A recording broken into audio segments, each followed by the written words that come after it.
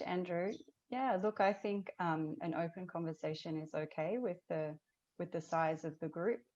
So we can kind of just start, with a question and then see where it flows from there. And but I can also still help to sort of facilitate and kind of direct questions back to yourselves as well. Helen, Okay, does I'll that make suit one you? comment, just that I Yeah. put my name and contact details and 2 articles in the chat box. I'll do it again so it's very handy for you. One is called Catalyzing Mass Commitment to Transformational Change, and the other is called Introducing a New Paradigm for Social Change, because the approach I'm working on is about helping people think better and function better emotionally rather than sending them messages. Thank you, Andrew. Thank you so much. So we've got really good time. We've got just under half an hour for questions and discussion. And as Andrew just said, because we're a small group, we're very open to, just having a free discussion. Sorry, didn't have my camera on. You got to see lovely Moira there. So I might actually just quickly go back to the chat though, because there were a couple of questions that were logged. I think this one was for you, Helen, but by all means, Mick and Andrew, interested to hear your thoughts, and anyone else. From Alicia, I've been hearing and seeing more about cultural burning as grassland management. Would love to hear if anyone knows much about that. So Alicia, I mean, that's such a great question, and I thought of that absolutely myself when Helen was talking, because I have a very good friend that works with the Fire Sticks Alliance, if you're aware of that group, and she presented at a NINA conference actually, so we'll get her back. And they have this most wonderful, it's like a decision design framework of when you should light a fire. And on this one framework, I think there were, I'm just throwing a number out, but, there were at least 50 elements, 50 things, decisions that you needed to think through before you lit a fire. And, they covered, cultural, they covered, relational, they covered so many different things, the environment.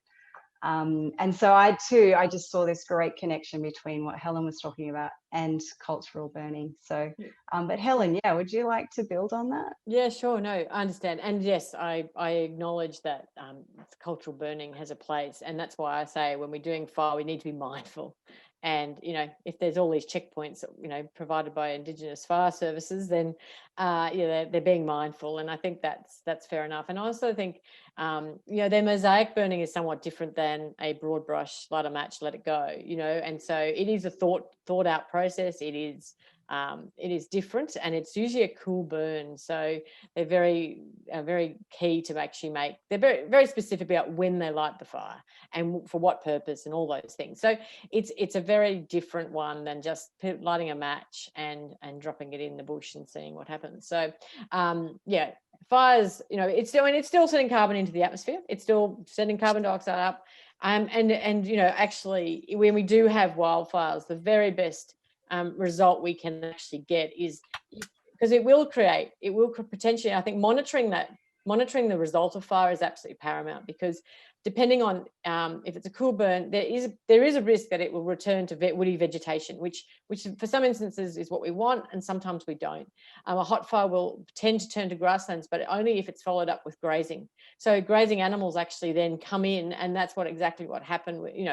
When fire was originally used, they lit the fires to actually bring the animals in so they could hunt. So it was for a purpose, and those animals then would graze that green grass and then cycle that carbon, so back into the soil, and then that would actually keep the grassland. So that's there was the ripple effect and the ongoing natural processes that were at play.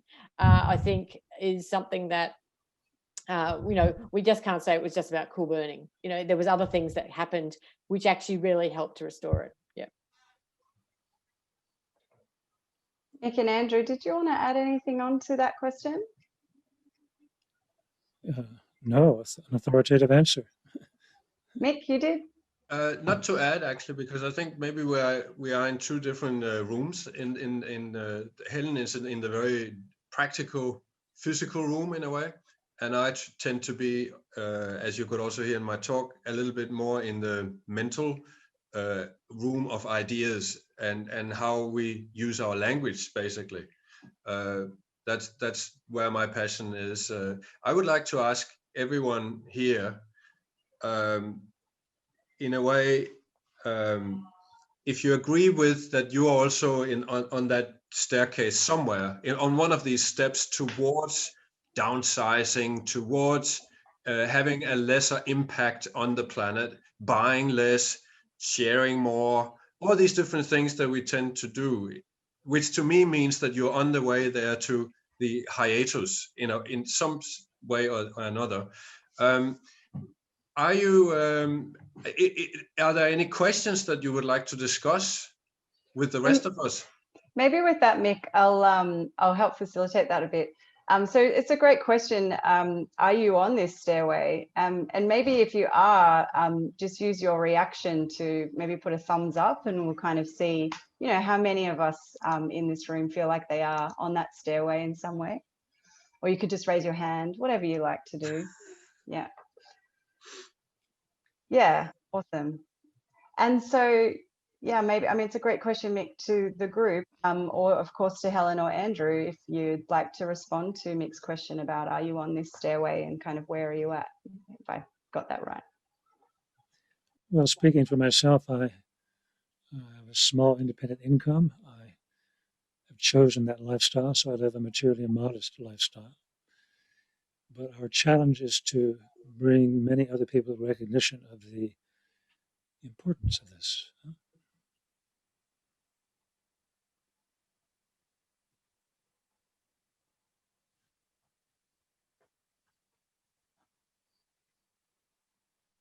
I guess I have a half-formed question. So I've worked with a lot of young people. My previous role was as an organizer for the Australian Youth Climate Coalition. And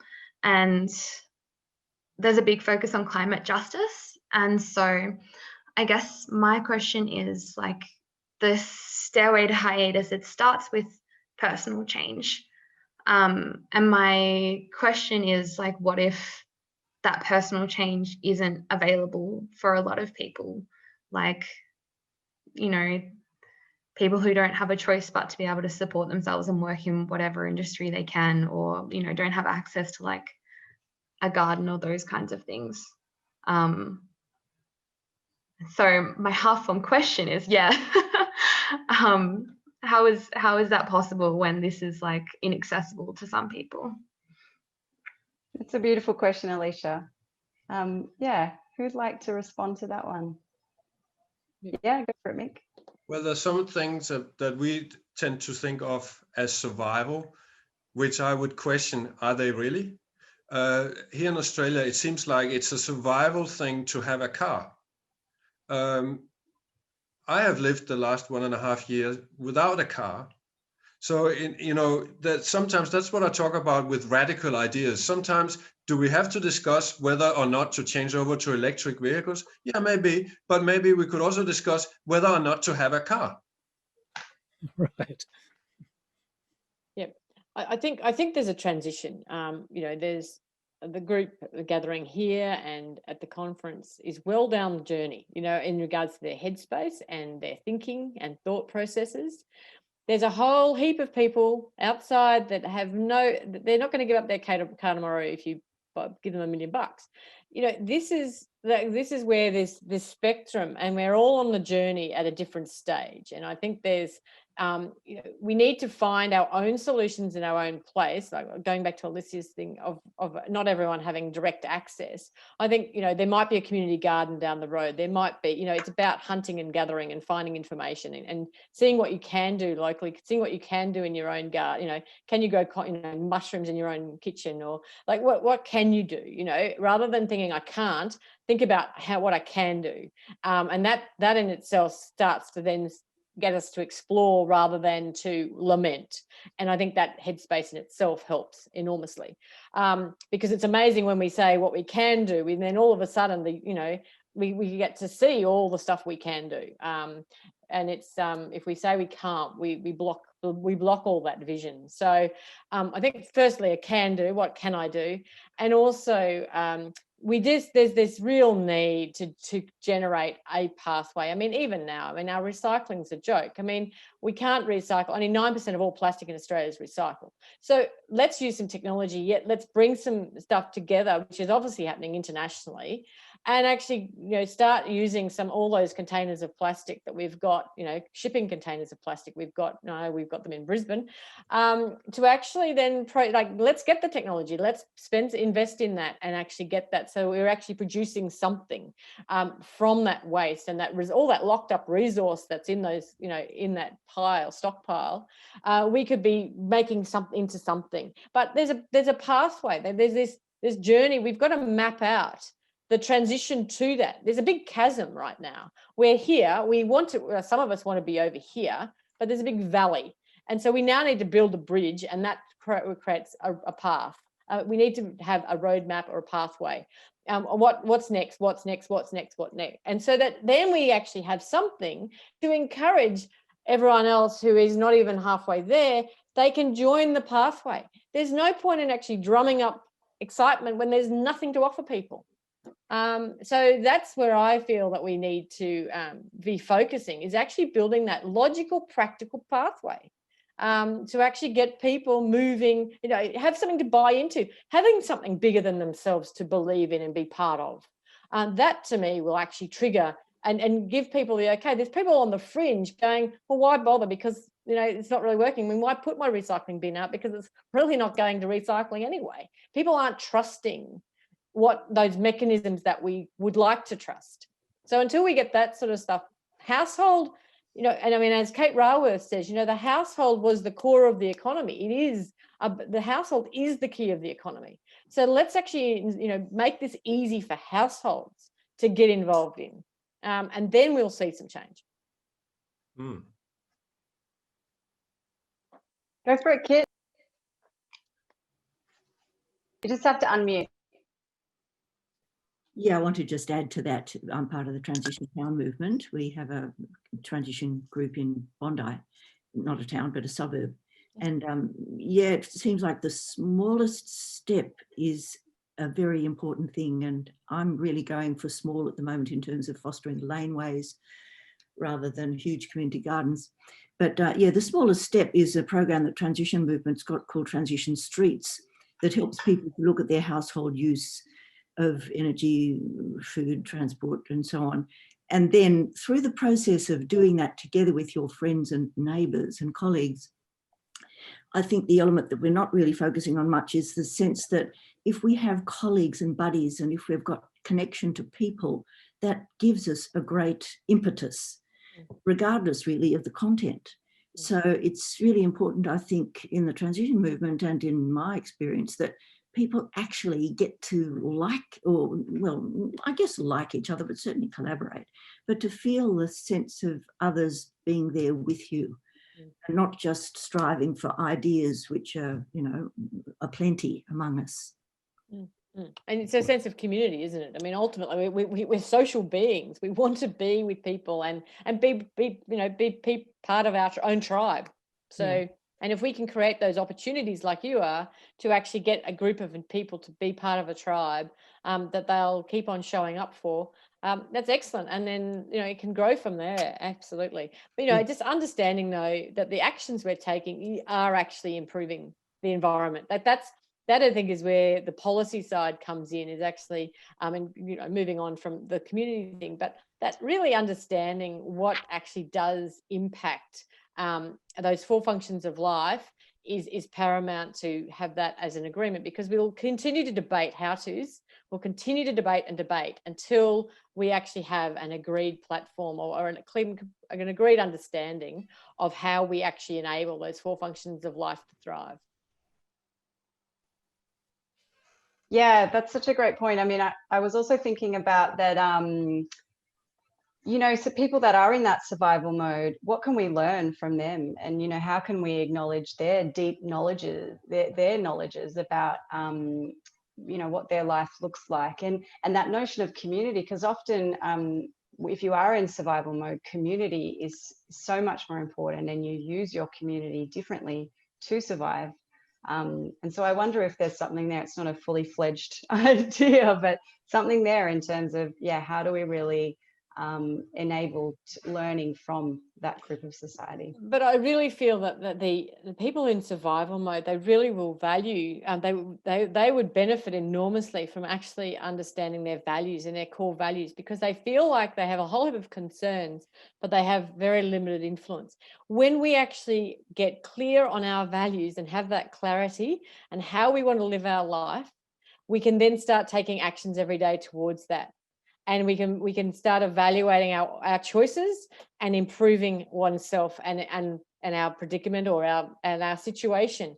And then our circle of influence starts to grow.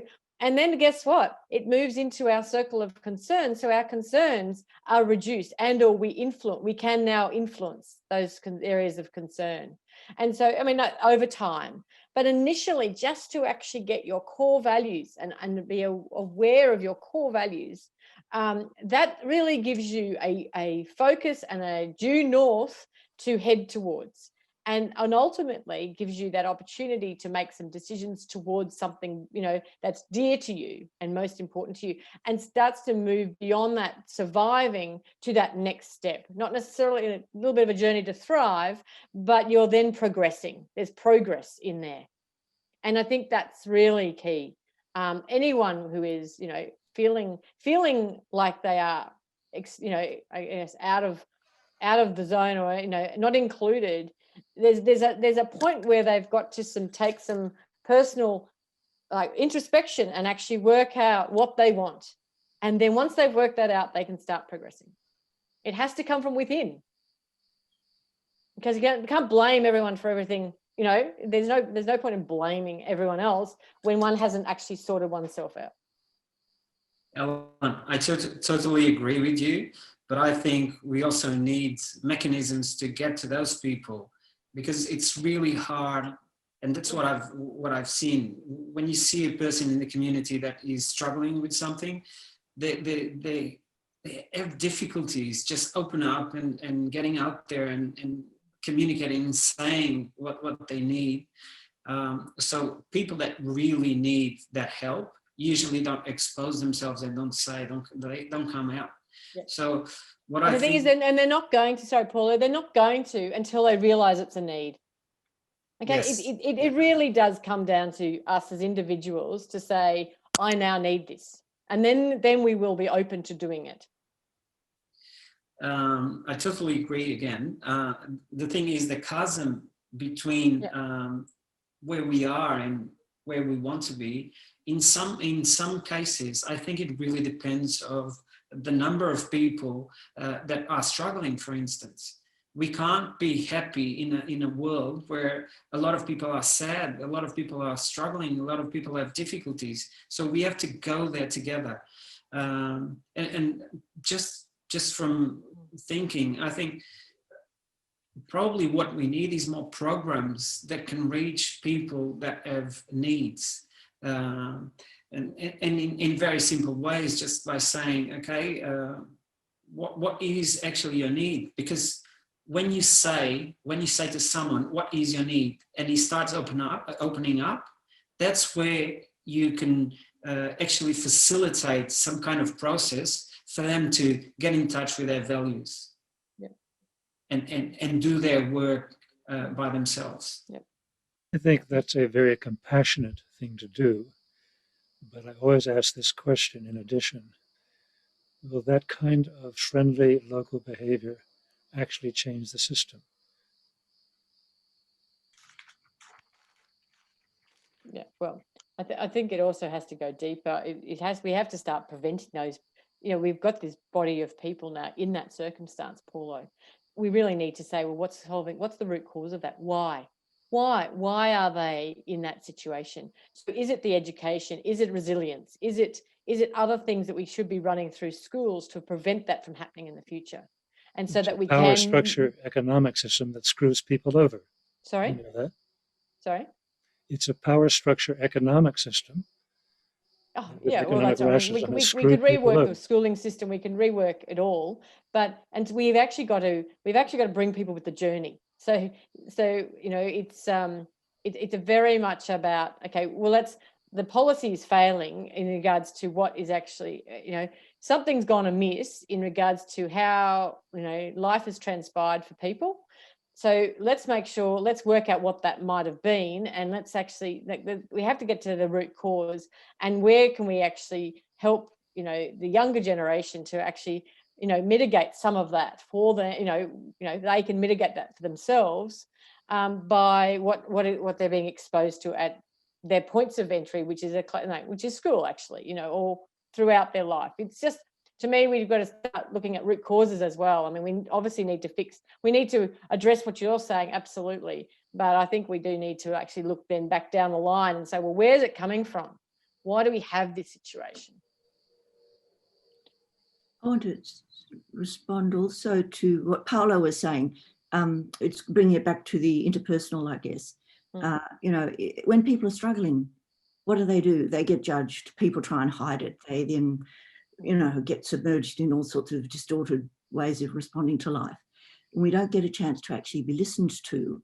I really like the model of listening partnerships where people get a safe, confidential space to actually just let it all out without being judged or without people getting worried about their mental health condition. A lot of our mental health issues are simply about the fact that we're not allowed to express our feelings safely.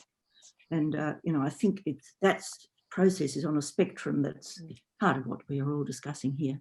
Yeah, no, that's great, Kit. I agree. I think and also I think that there's an element of not only not being able to talk, but there's a lot of banter about mental health, and it's actually causing younger people to think they have to have mental health to be normal. You know, they're normal, and it's kind of, they're talking themselves into it. They're perfectly healthy children, but they're just talking themselves into it because old mate's got something, you know, buddy down the road's got something or been diagnosed with something, or, you know, and I just feel that it's a bit like bullying and those things. You know, it'd be nice if we actually redefine some of these things because, you know, some kids, when it's banged on about so much that they're starting to talk themselves into it, which I think is a concern. You don't think so? Okay, well, listen. Yeah, sorry, I just did my mental health first aid, and young people definitely don't talk themselves into having okay, that's good to know. Okay, well, thank you for that. That's good. I was getting a little bit nervous that it was happening. Yeah, okay. We've got a few minutes left. I might just pause for a moment to see if there's someone that wanted to ask a question that hasn't yet had an opportunity to.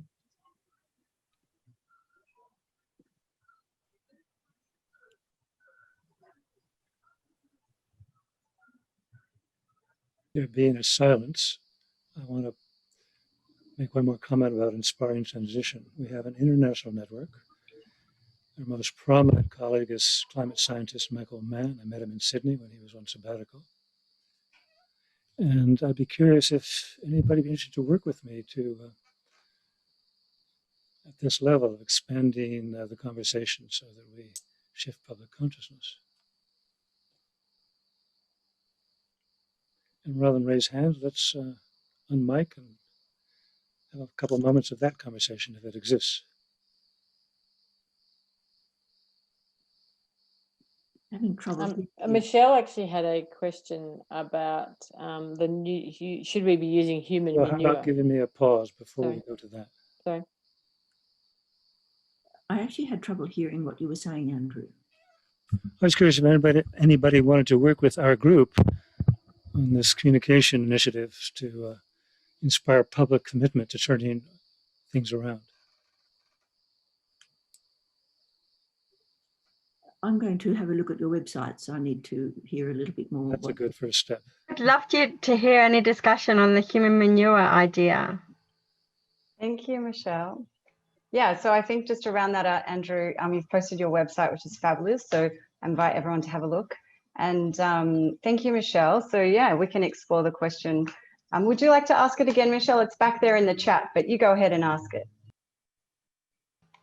So nutrient cycling requires a cycle rather than a linear approach. And instead of treating sewage as waste, it's actually an important resource. contributes nutrients and organic matter to the soil. And it seems crazy to be defecating into high quality fresh water supplies. Yep. So Michelle, there's a variety of things. There are recycling.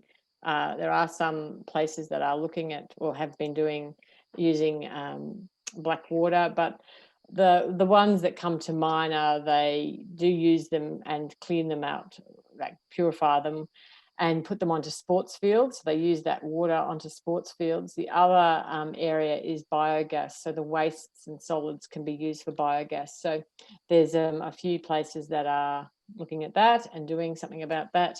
The issue is our human health is not what it used to be. So a large percentage of our population, I don't know what the percentages are, but clearly there's lots and lots of people on medication, and that comes through in all the waste. I mean, they're picking up COVID in wastewater, you know, in the sewerages and things like that. So all those things come through, and that's not going to be great to actually put that on our landscape. So it either has to be composted or treated, which may actually then end up being with nasty chemicals. I don't know what the process is. But the point is that's where that biogas then becomes a little bit more useful, because if we could actually transfer that black waste into biogas, we're then burning it rather than putting it into our soil cycle. But and then once it's been burnt, then you've actually probably got some level of biochar that might be then useful for landscape, because everything will have been burnt out of it. But I mean, I'm no expert in that field, but those are the things that I've heard of in regards to that notion of using manure. Yeah, because there's a lot of there's just so much medication that's in our black waste now. We need to actually do something with it to ensure that it's going to be safe for the land to be able to use it. So, but anyway, there's some options, and I'm sure there's other people who might have other ideas that they've heard of that people are thinking about working on. Thank you, Helen. So it's 12:59. So I might round out that very rich discussion there, and I'll do so with thanking each of our speakers for taking the time to put in a proposal and prepare their presentations, and to show up and be here to you know, share their knowledge and ideas and inspiration with us. So in any way you like, please give a big thank you to our three amazing speakers. And I guess the one thing I might mention, the interesting discussion here around needs and people's needs. So tomorrow night there is an evening event where someone will be holding, it's called an offers and needs market. I know it intimately because I too have participated in the training for those, but I won't be delivering that one. And it's actually a really lovely facilitated process where people first get a chance to think more deeply about their needs and what they can offer using that NEEF model, a really whole rounded essence of what our needs are and what we can offer the world. And then it's a facilitated process of people sharing what they can offer, and then after that sharing what they need. And I held one recently in Newcastle with just 4 people, and at the end of that there were I think it was 8 offers and needs that were met just by those 4 people in that room. So if you're interested in that and you'd like to see this new kind of emergent way of doing that, well, it's not new, that's been happening forever, but an online tech way of doing it, then please join that. Hope to see you all at some other sessions, and thank you for being here and creating an awesome space. So thanks. Megan, thank you for holding the space and doing all that back work. No worries. Yay. Thank you. Yeah, thank you. I appreciate it.